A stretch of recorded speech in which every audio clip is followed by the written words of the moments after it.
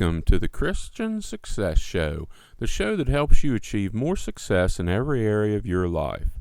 I'm your host, Wes Young. Thank you for joining me today. The Christian Success Show is brought to you by Christian-Success.com.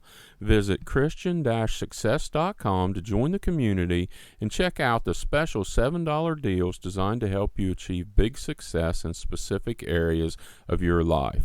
If you want personal help achieving more success, you can find out how to work with the top Christian life, success, and business coach and consultant at Christian-Success.com/coach. Now, let's get started with today's show. Today's show is how to write and publish a book. This is something that I have a lot of experience with, and I'm going to share everything I've learned about writing and publishing books on today's show with you. I can't remember the exact number, but I've written and published 12 or 13 books, plus I've ghostwritten some others. I've published using a traditional publisher. I've also self-published books for different reasons. So I have quite a bit of experience firsthand that I can share with you here. Most of the books I've written in the past don't have anything to do with the subject of this show, so I'm not recommending any of them right here. However, I just wanted to let you know about my experience so you knew that this wasn't just conjecture or guesswork or something I figured out from reading something else. So first, let's talk about traditional publishing versus self-publishing. Years and years ago, self-publishing was looked down on by many people for some reason. I don't know why. Basically, many people said if you didn't publish through a traditional publisher, you weren't a real author. Well, first of all, I don't agree with that. But second of all, in today's world, there are many options for self-publishing, and the most important thing that happened with self-publishing is something called print on demand. Basically, you can self-publish books and you don't have to print a bunch of them. They can actually be set up so when someone orders a book, then a special printing process will print the book and the cover up, and it'll be available in a very short time. I have some self-published books available on Amazon, and basically, and I'll explain more about this later in the show, but basically I send the cover art and the file including all the words for the book, and they keep them on file, a company owned by Amazon. And when somebody orders one of my books on Amazon, they send an order to their publishing company, they print it on demand, and they ship it out, and they can get it just as fast as something Amazon keeps in stock. So print on demand has really revolutionized the book publishing industry, and it's also given people that want to publish their own books a lot more options and a lot less expensive options, and easier and faster. It's much faster to self-publish a book than to get a book published through a traditional publishing company. The other thing is, you can, if you do a good job designing or getting someone to design your cover art, people, when they first look at it, and if they don't know what they're looking for, they can't tell the difference between a traditionally published book and a self-published book. So, a lot of the things in the past that were issues about self-publishing books are no longer an issue. Now, there's still some benefits to publishing books through traditional publishers. For one thing, that's basically the only way you're ever going to get a book in most physical bookstores. However, physical bookstores are in decline. There's fewer and fewer of them all the time. More people are buying books online at places like Amazon and Barnes & Noble and Books A Million. But there's still value in being in bookstores. Now, to publish a book through a traditional publisher, you have to actually convince them to buy your book. Like I said, I've done this with a few of my books, but more recently, I've worked basically as a self-published author because I had different goals with some of the books I've been publishing. Some people find that they can't get their book bought by a traditional publisher, so then they go to the self-publishing route. But even if you could get your book published by a traditional publisher, sometimes you need it to be published faster. You want more control. You make a lot more on books sold from self-publishing than you make from books sold by traditional publishers on a per book basis. Okay, let's move on. Let's move on to why you might want to write and publish a book. For one thing, a book is the best business card you could possibly use. I've used books in place of business cards to seal many deals over the years. Someone asks for a business card, or I'm talking to someone, and where you usually give them a business card, I take out a book that I wrote and I hand it to them. I've used this to seal deals in different businesses I've run. I've used it to seal coaching deals and consulting deals when businesses were interested in my consulting services. So a book can be the best business card ever. Now, business cards are a lot cheaper than books, but if you self-publish books, usually you can buy them for less than $3 a piece. And if what you're using that to seal a deal with as a business card is worth thousands of dollars, $3 is a fairly cheap price to use as a business card.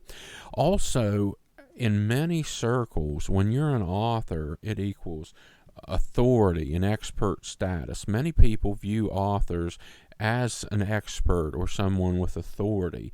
This isn't in all circles, but still there's a lot of people that feel this way. So that's a couple reasons why you might want to write a book. Now, if you decide to write a book and you want to try to get it published through a traditional publisher, you need to find an agent. You need to look up book agents and get an agent to look at the book and accept you as a client first, because most publishing houses now, at least the big ones, almost exclusively go through agents to find books. If you want to self-publish your book, I used to use a company called CreateSpace, which was owned by Amazon. Amazon shut CreateSpace down and pushed all of their customers over to KDP, which is basically for Kindle Direct Publishing. But what you're looking for is print on demand using Kindle Direct Publishing. So you can set your book up there at KDP, which is owned by Amazon, to publish as a paperback, and you can also publish it on the Kindle platform. Now, there are other print-on-demand services available. Some of them are really good. The only one I've ever used is CreateSpace and the KDP through Amazon, because I want to make sure I'm on Amazon, and I've always had good luck, and I know how the system works. Feel free to do some research. I suggest going with a company that's been around quite a while to make sure you're dealing with a good company, but you don't have to use the Kindle Direct Publishing, but I do suggest that you check it out. Now, let's get to actually writing the book. The first thing you need, of course, is a subject. And if it's not apparent, I'm talking mostly about nonfiction books. If you want to write a fiction book, that's fine, but that's not my area of expertise. Everything that I write is in the nonfiction area, and nonfiction is what I'm interested in: success, business, entrepreneurship, things like that. So most of this advice will work for both, but it's basically or specifically for nonfiction books. So you need a subject. What are you going to write about? And then once you have a subject, I always outline my chapter titles. I decide what chapters I want to include in the book, and I put a title down for each chapter.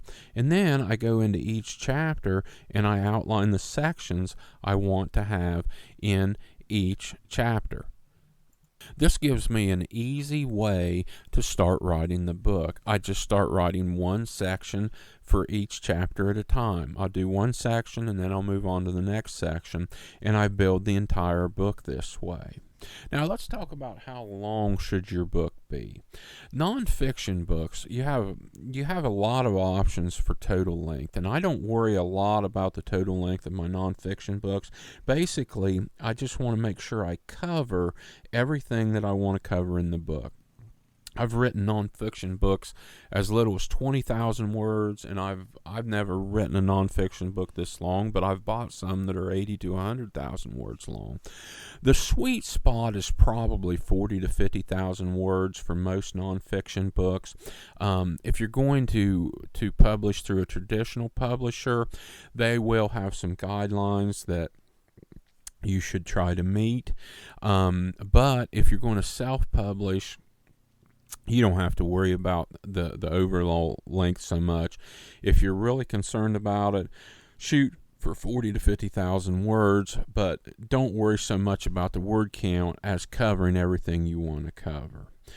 Now, that pretty much covers everything that you need to know to get started on how to write and publish a book. But one thing I want to add that's important is if you publish a nonfiction book, you should include some way in the book to capture leads from your readers, because most of the time you're going to sell books through other channels. So when a book gets sold on Amazon or Barnes & Noble or Books A Million, you don't know who that customer is.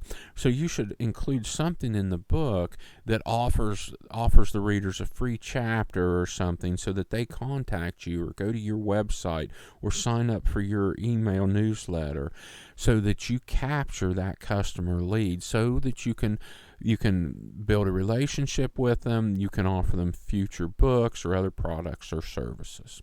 So I think everyone should think about writing and publishing a book. It's a great way to build authority status, to be viewed as an expert. You can use it to secure more business. You can use it as an overblown business card.